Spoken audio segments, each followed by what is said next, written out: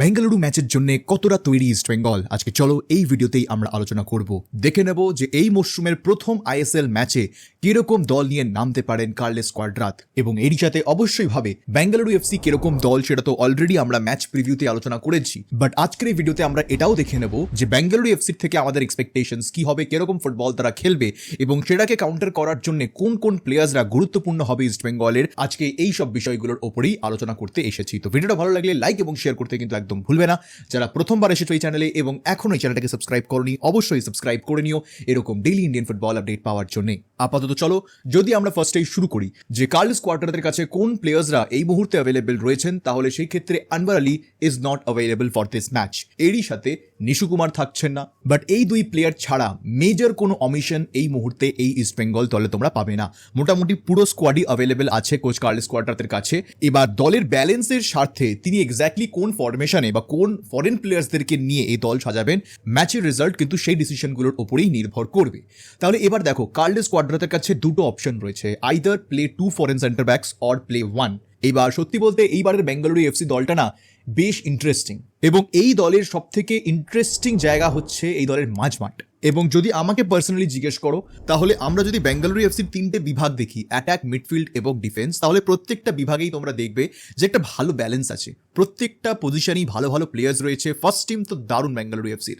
যেখানে বেঙ্গালুরু এফসি ভুগবে সেটা হচ্ছে তাদের বেঞ্চ স্ট্রেংথ অতটাও ভালো নয়। সেকেন্ড হাফে নেমে এসে খেলা ঘোরানোর প্লেয়ার কম আছে। তো সেই কারণে ইস্টবেঙ্গল যদি ফার্স্ট হাফে ম্যাচ নিজেদের কন্ট্রোলে নিয়ে নিতে পারে তাহলে কিন্তু এই ম্যাচ থেকে 3 পয়েন্ট ইস্টবেঙ্গল বার করে আনতে পারে, এবং কান্তিরাবাতে ইস্টবেঙ্গলের রেকর্ড খুব একটা খারাপ নয়, যথেষ্ট ভালো।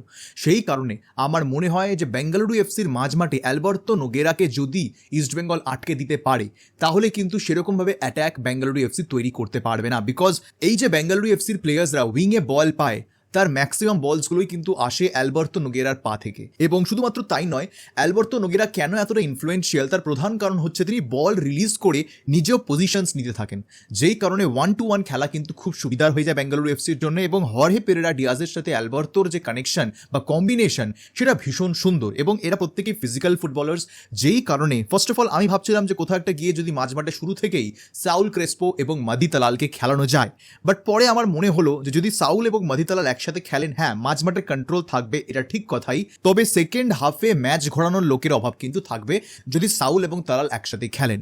এবং সেদিক দিয়ে দেখতে গেলে ম্যাচ বুঝে যদি আমি শুধুমাত্র আমি এই ম্যাচের কথাই বলি বা এই ম্যাচের পার্সপেক্টিভ থেকে বলি, তাহলে কোথাও একটা গিয়ে আমার মনে হয় যে ইস্টবেঙ্গলের এই মাঝমাঠে সৌভিক চক্রবর্তীর মতন একজন ফুটবলার দরকার যে কিনা ডিস্ট্রাকটিভ ফুটবলটা খেলবে। মাঝে মধ্যে কিছু কিছু টিমের এগেনস্টে এরকম নোংরা একটা ফুটবল খেলতে হয় একটা পার্টিকুলার প্লেয়ারের, এবং সৌভিক চক্রবর্তী সেই কাজটা ভীষণ ভালো পারেন। এবং বেঙ্গালুরু এফসির মাঝমাঠটাকে যদি ফ্রাস্ট্রেট করতে হয় তাহলে সৌভিক চক্রবর্তীর উপস্থিতি কিন্তু দরকার এই মাঝমাঠটায়। এবং যদি আমি সৌভিককে মাঝমাঠের খেলাই তাহলে সেক্ষেত্রে ইস্টবেঙ্গল কোচের কাছে যে অপশনটা খুলবে সেটা হচ্ছে ডিফেন্সে দুটো ফরেন সেন্টার ব্যাক খেলানো।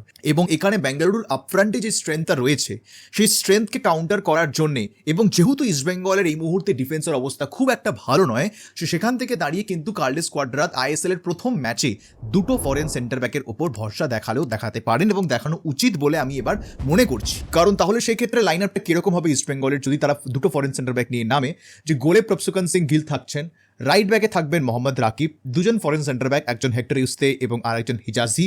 লেফট ব্যাকে এখানে খুব ইন্টারেস্টিং একটা চয়েস হতে পারে কোচ কার্লেস কোয়াড্রাতের জন্য, আইদার তিনি এখানে মার্ক জোতানপুয়াকে খেলাতে পারেন অথবা তিনি এখানে লালচুং নুঙ্গাকে খেলাতে পারেন। যদিও বা আমি লালচুং নুঙ্গাকে আউট অফ পজিশন খেলাতে চাইছি না খুব একটা বেশি, মার্ক জোতানপুয়ার পারফরমেন্স হয়তো খুব একটা ভালো নয়, তবে অ্যাজ এ লেফট ব্যাক তিনি যেহেতু খেলতে জানেন সেই কারণে মার্ক জোতানপুয়া আমার মনে হয় should be starting the game.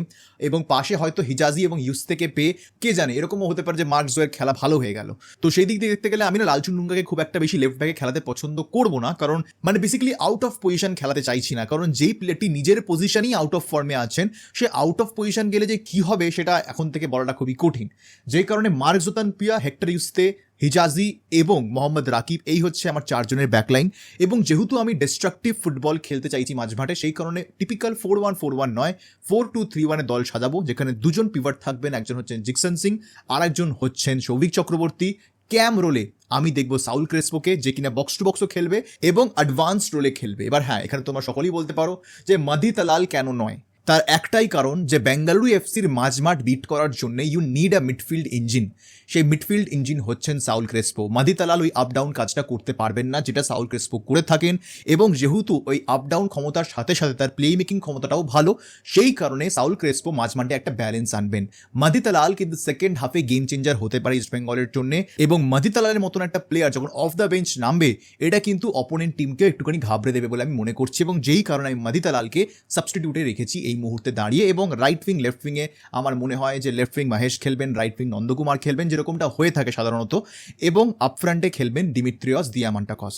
এবং এখানে আমি চাইলে মাদি তালাল সাউলকে একসাথে খেলাতে পারতাম মাঝে মাঠে, বাট তাহলে আমাকে একটা ইন্ডিয়ান স্ট্রাইকারকেই নামতে হতো, মানে ডেভিডকে বেসিক্যালি খেলাতে হতো ডিয়ামান্টাকসের জায়গায়। এবার তোমরাই বলো যে এটা কি ব্যালেন্স মনে হবে তোমাদের? কারণ ডিয়ামান্টাকস এবং ক্লিটন দুজনেই স্ট্রাইকার, তারা সেকেন্ড হাফে নেমে এসে কতটা গেম চেঞ্জ করবেন যদি না মাঝমাঠে এরকম কোনো প্লেয়ার নামে যে এসে খেলা তৈরি করবে নতুনভাবে।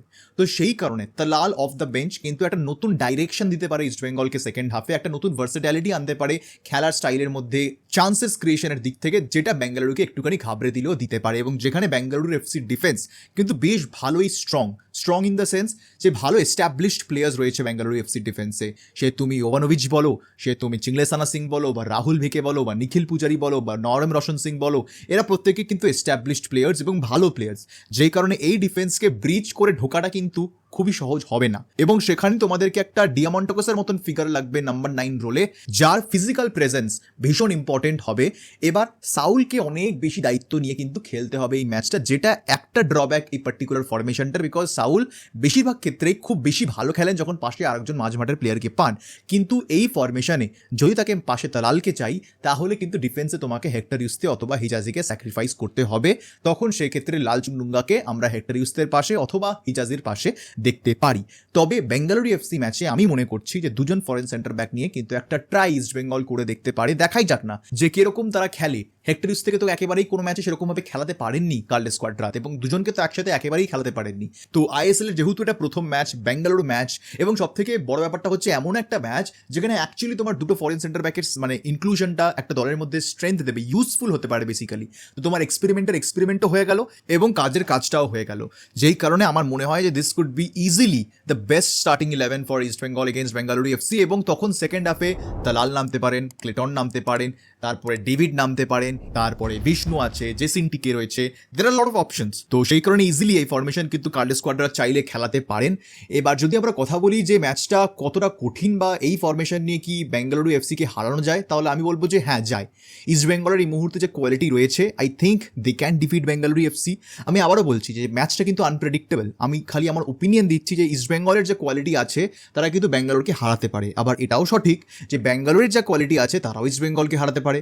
সো এখানে ওই জন্য আমি বলছি যেহেতু এটা আইএসএল এর প্রথম ম্যাচ, সেই কারণে ম্যাচ প্রেডিক্ট করা কিন্তু খুব একটা ইজি নয়। তবে একটা জিনিস যেটা খুবই স্পষ্ট হলাম কালকের ম্যাচ দেখে, অর্থাৎ মোহনবাগান এবং মুম্বাই ম্যাচ দেখে যেটা খুবই স্পষ্ট হলো, সেটা হচ্ছে তোমার যদি ডিফেন্সে গলত থাকে এবং সেটা যদি একেবারে পরিষ্কার বোঝা যাচ্ছে, তাহলে সেক্ষেত্রে কিন্তু ওই ডিফেন্সে তুমি যদি কোনো রকমের বড় চেঞ্জ না করো তাহলে কিন্তু ওই ডিফেন্স তোমাকে ভোগাবে।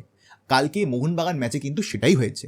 ডিফেন্সের প্রবলেম মোহনবাগানের আছে আমরা সকলেই জানি, অথচ কোনো রকমের পজিটিভ ডেভেলপমেন্ট কিন্তু আমরা সেই ডিফেন্সে দেখিনি। অর্থাৎ কোনো এরকম চেঞ্জ মলিনা করেননি যেটা দেখে বলা যায় যে না তিনি একটা কিছু করেছেন এই ডিফেন্সকে স্ট্রং করার জন্য।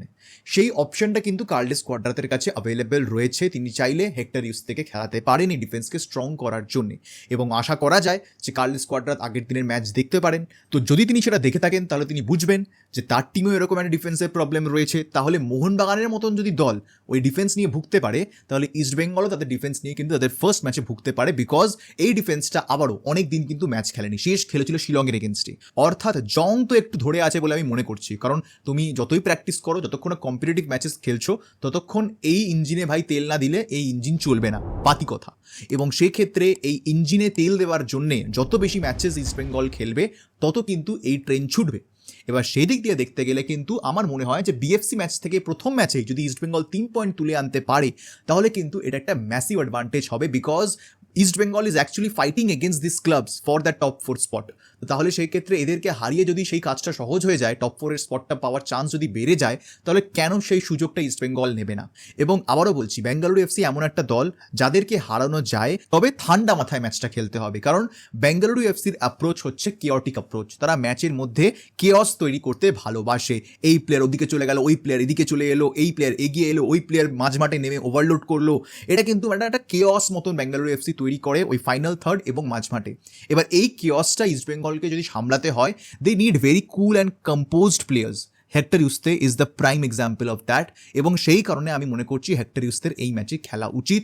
তার কাম অ্যান্ড কম্পোজড নেচার ভীষণ কাজে আসবে ইস্ট বেঙ্গলের এই ম্যাচে বলে আমি মনে করছি। বাট মোটামুটি অবশ্যই কমেন্ট সেকশনে তোমরা জানি যে তোমাদের কি মনে হয় যে প্রেডিক্টেড লাইন আপ কি হতে পারে ইস্ট বেঙ্গলের, তোমাদের কি এক্সপেকটেশনস এবং তোমাদের কি প্রেডিকশন, সেটা কমেন্টে জানাতে কিন্তু একদম ভুলবে না। আপাতত আজকের এই ভিডিওটা আমি এখানেই শেষ করছি। দেখা হবে তোমাদের সাথে পরের ভিডিওতে, আর এই ভিডিও দেখার জন্য তোমাদের সবাইকে জানাবো ধন্যবাদ।